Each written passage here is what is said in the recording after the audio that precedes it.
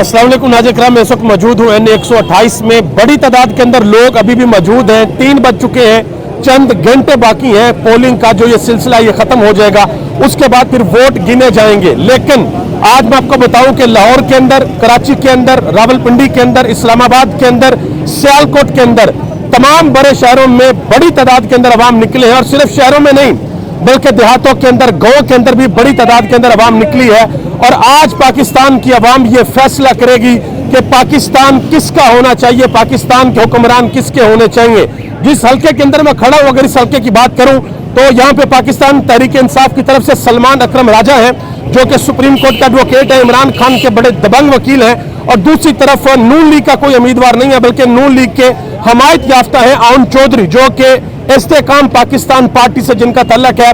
और 2 दिन पहले मंसूर अली खान को शहबाज शरीफ ने इंटरव्यू दिया और शहबाज शरीफ ने यह कहा कि हम आउन चौधरी को सपोर्ट नहीं कर रहे, बल्कि ये हमारी सीट एडजस्टमेंट है। तो इस सीट के ऊपर पाकिस्तान मुस्लिम लीग नून को धचका लग सकता है। लेकिन जो सीट साद रफीक और लतीफ खोसा वाली है, उस सीट के ऊपर अच्छा खासा तगड़ा मुकाबला है। और एक सीट जो दूसरी तरफ है, लाहौर के जनूब की तरफ, उस तरफ पाकिस्तान मुस्लिम लीग नून का पल्ला भारी है।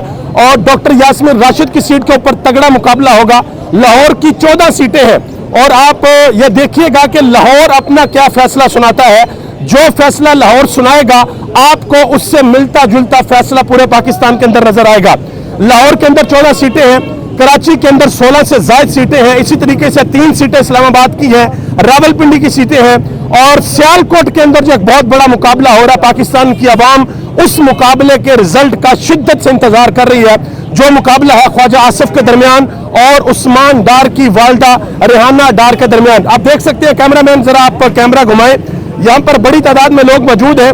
और सबसे मजे की और अच्छी बात यह, खूबसूरत बात यह है कि नौजवान भी अपने घरों से बाहर निकले हैं, बुजुर्ग भी अपने घरों से बाहर निकले हैं, हमारी माएँ बहनें अपने घरों से बाहर निकली हैं। और लोग अपने छोटे छोटे बच्चों को लेकर अपने घरों से बाहर निकले हैं कि ये कौमी फरीजा उन्होंने अदा करना है। आप मेरे साथ साथ आते जाए, मैं आपको बताता हूँ। ये आप देख सकते हैं, ये पोलिंग स्टेशन है और यहाँ पर ये हमारे भाई खड़े हैं, ये वोट डालने के लिए खड़े हैं। और ये लंबी लाइन है और सुबह से इसी तरीके से जहां पर भी मैं गया, मैंने देखा कि लंबी लंबी कतारें लगी हुई हैं। लेकिन जो एक अफसोसनाक बात है वो ये है कि पाकिस्तान के अंदर जो मोबाइल सर्विस है उसको मुअत्तल कर दिया गया, इंटरनेट को डाउन कर दिया गया। पाकिस्तान तहरीक इंसाफ ने ये फौरी तौर पर हंगामी खत लिखा है इलेक्शन कमीशन ऑफ पाकिस्तान को कि ये धांधली करने का एक तरीका है कि आप लोगों ने मुल्क के अंदर इंटरनेट को बंद कर दिया।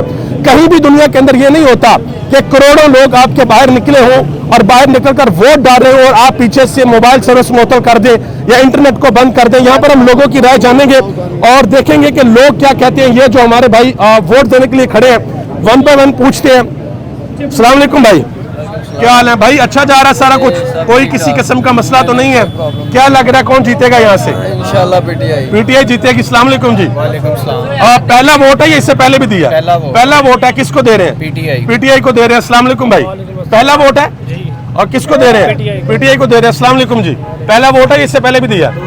दूसरा वोट है। पहला किसे दिया था और दूसरा पीटीआई को? मुझे ना काइंडली जरा जल्दी आप लोगों ने बताते जाना, मैंने सबसे पूछना है, आपने बताना है कि जीतेगा कौन जी। फर्स्ट टाइम वोट दे रहा हूँ। फर्स्ट टाइम किसको दे रहे हैं? पीटीआई को। भाई सेकंड टाइम किसको दे रहे हैं?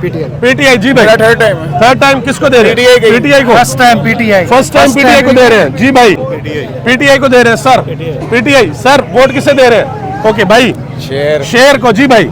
शेर को भाईजान। पीटीआई शेर को भाईजान। पीटीआई शेर। No comment. पीटीआई सर। छोटे आपने वोट तो नहीं देना, पापा के साथ आए हैं? किसे देना वोट आपने? जब आपका वोट बनेगा तो किसको देना आपने?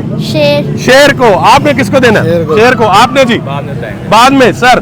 पीटीआई आप सर। पीटीआई शेर। PTI sir. शेर। ऊंची बोलो करो, शर्मांदे क्यों? ना ऊंची बोलो। शेर। गुड। हाँ जी। पीटीआई जी। बब्बर शेर। पीटीआई शेर। तराजू भाई जी भाई।